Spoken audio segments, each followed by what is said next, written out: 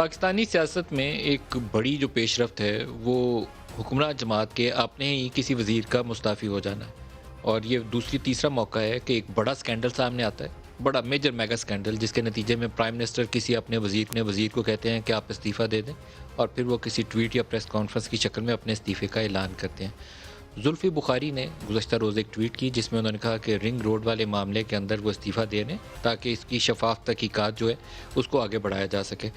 Gesture اچھا ہے، لیکن ہماری اطلاع یہ ہے کہ پرائم منسٹر نے ان کو کہا کہ آپ استعفیٰ دے دیں، انہوں نے خود سے والنٹیئر نہیں کیا۔ یہ ایٹ لیسٹ ہماری اطلاع ہے، وہ اس کو ڈینائی کرنا چاہیں تو ان کو پورا حق حاصل ہے۔ اسی طریقے سے کہا یہ جاتا ہے کہ وزیر ہوا بازی جو ہیں ان کو بھی کہا گیا کہ وہ بھی استعفیٰ دے دیں۔ اب اس کے پیچھے کہانی جو ہے وہ اتنی لمبی ہے کہ وہ اس کا سرا آپس میں ملانا مشکل ہو جاتا ہے کہ کہاں سے شروع ہوئی کہاں ختم ہوئی۔ جو تحقیقاتی رپورٹ کی پوری تفصیل تھی اس کا ایک پیرا ہے، اور وہ پیرا ہم سکرین پہ ڈالیں گے، جہاں سے اس کا زلفی بخاری کا لنک اسٹیبلش ہوتا ہے۔ زلفی بخاری کی سنگ جانی والی سائٹ کے اوپر ان کی ننیہال کی ہزاروں ایکڑ زمین ہے، اور یہ پورا جو راولپنڈی رنگ روڈ کا پروجیکٹ تھا، جب اس کی الائنمنٹ کے اندر تبدیلی کی گئی تو دو لوگ براہ راست نام لے کر اپوزیشن اور تحقیقاتی جو ادارے تھے ان کی جانب سے ہمارے رپورٹرز کو اطلاع آنی شروع ہوئی کہ دو لوگ اس کے اندر بینیفٹ کر رہے ہیں۔ ایک پہلا نام جو سر فہرست آتا تھا زلفی بخاری کا آتا تھا، اور دوسرا نام وزیر ہوا بازی غلام سرور کا آتا تھا۔ غلام سرور کا نام رپورٹ کے اندر ہمارے پاس نہیں ہے، لیکن جو 7-8 اسکیمیں اس کے اندر آئیڈینٹیفائی کی گئی ہیں ان میں سے کم از کم ایک اسکیم ایسی موجود ہے جو براہ راست ان کی طرف جوڑی جاتی ہے۔ جو لوگ اس کی تحقیقات کر رہے تھے، جو اس سے منسلک تھے، وہ ہمیں آگاہی اس سے تو یہی ملتی ہے۔ جو پیرا زلفی بخاری کو لنک کرتا ہے وہ توقیر شاہ کے حوالے سے، اور توقیر شاہ بڑا ان کا نام سامنے آیا ماڈل ٹاؤن کے واقعے کے حوالے سے۔ ماڈل ٹاؤن میں جو کچھ ہوا اس وقت سب کچھ نے کہا کہ شہباز شریف وزیر اعلیٰ تھے، ان کے رائٹ ہینڈ مین توقیر شاہ تھے، اور توقیر شاہ اور شہباز شریف ذمہ دار ہیں ہر اس کام کے جو کچھ ماڈل ٹاؤن میں ہوا۔ آج تک اس کا نتیجہ کچھ نکلا نہیں ہے۔ پی ٹی آئی کی حکومت بھی 3 سال سے چل رہی ہے۔ میری بڑی امید تھی اور دعا تھی کہ اللہ کرے کہ ماڈل ٹاؤن جیسے ساہیوال جیسے جو انسیڈنٹس ہیں، عمران خان کم از کم ایک معاملے کے اوپر تو کریڈٹ لے سکتے ہیں کہ میں نے ان چیزوں کے اوپر ایسی تحقیقات کی کہ اصل جو مجرم تھا اس کو کیفر کردار تک پہنچایا، لیکن نہیں ہو پائی۔ توقیر شاہ کا نام اس رپورٹ میں بھی آیا، اور پہلے تو ہمیں یہی نہیں تھا پتا کہ زلفی سے اس کا لنک ہے۔ پھر ہمیں معلوم ہوا کہ ان کے ننیال سے ان کے ماموں لگتے ہیں، ان کا رشتہ کچھ ایسا ہے، کزن وزن لگتے ہیں۔ واجد بخاری کے جو مسز ہیں، جو والدہ ہیں زلفی بخاری کی، ان کے کزن لگتے ہیں، اور وہ اس رشتے سے ان کے ماموں لگتے ہیں۔ تو یہ سنگجانی والی سائٹ پہ جو ان کی زمینیں ہیں تو وہاں سے زلفی بھی بینیفٹ کیے ہیں، اور جو ایئرپورٹ والی سائٹ سے وہاں سے غلام سرور بینیفٹ کیے ہیں۔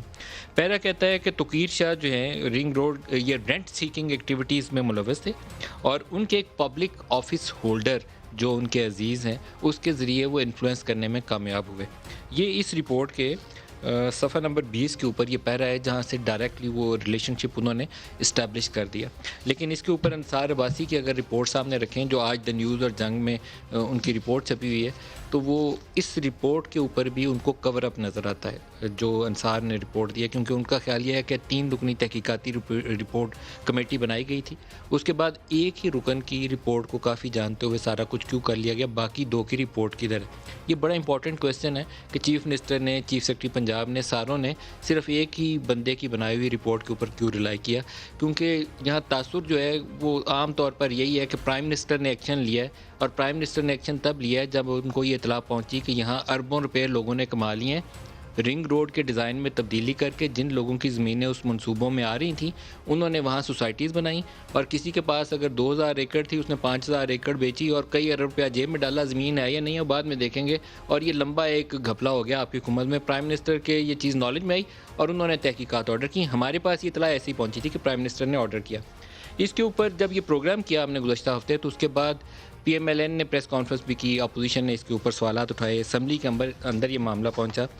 تو P T I Pakistan Muslim League Nawaz سے گزشتہ ہفتے ہمارے پاس پروگرام میں تشریف لائے تھے طاہر اللہ طارڑ، اور انہوں نے کہا تھا کہ ایک میٹنگ میں پرائم منسٹر کا حوالہ آتا ہے۔ تو میں نے کہا تھا کہ مجھے وہ ڈاکومنٹ دیں کہ پرائم منسٹر کا حوالہ کہاں سے آتا ہے۔ تو انہوں نے ایک ڈاکومنٹ ہمیں بھیجا ہے، اور یہ رپورٹ ہے جی جو ظاہر کرتی ہے کہ meeting on ring road and Margalla highway, a meeting to discuss ring road and Margalla highway was held on 28 January 2021۔ یہ اسکرین پہ لیٹر ڈالیے گا جی، روک کے رکھیں اس کو۔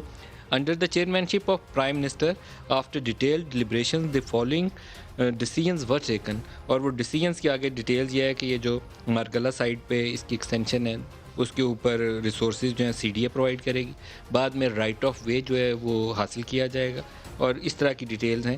اور یہ ڈیٹ جو اس کے اوپر ہے وہ 28 جنوری 2021 ہے، 28 جنوری 2021۔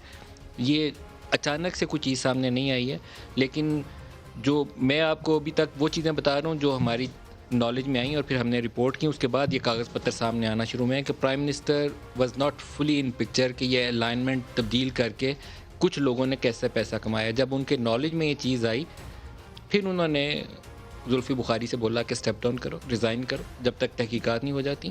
اور آج کی اطلاع یہ ہے، یہ ہمارے رپورٹر ہیں عباس شبیر، انہوں نے اس پہ خبر بھی فائل کی ہے کہ وزیر ہوابازی جو تھے وہ اپنا کیس دفاع کرتے رہے میٹنگ کے اندر۔ انہوں نے کہا کہ مجھے تو پنجاب حکومت نے پھنسایا، میرا اس میں قصور ہی نہیں ہے۔ پرائم منسٹر کی جانب سے کہا یہ جا رہا ہے کہ دونوں کو استعفیٰ دینے کے لیے کہا گیا، زلفی کو بھی اور غلام سرور کو بھی، اور غلام سرور نے اسٹیپ ڈاؤن ابھی تک نہیں کیا۔ غلام سرور کو تو اصولی طور پر جس دن انہوں نے پی آئی اے بٹھائی تھی اس دن استعفیٰ خود نہ دیتے تو پرائم منسٹر کو ان کو تاحیات پابندی کے طور پر سیک کرنا چاہیے تھا، کیونکہ اس سے بڑا پاکستان کا نقصان ہو نہیں سکتا۔